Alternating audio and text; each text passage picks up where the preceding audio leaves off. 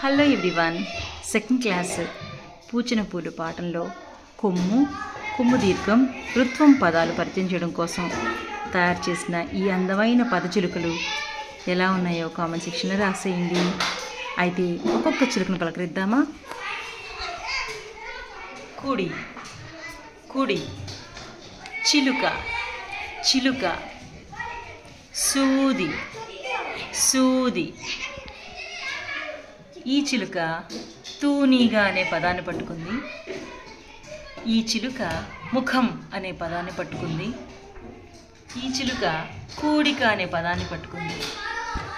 ఈ చిలుక కృతి, కృతి అనే పదాన్ని పట్టుకుంది. ఈ చిలుక మృగం అనే పదాన్ని పట్టుకుంది.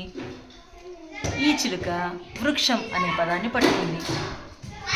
ఈ చిలుక బృందం అనే పదాన్ని పట్టుకుంది.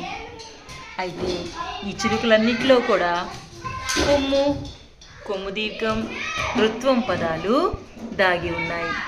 మీకు అందరికి నచ్చినట్లయితే కామెంట్ సెక్షన్లో కామెంట్ చేయండి. బాయ్.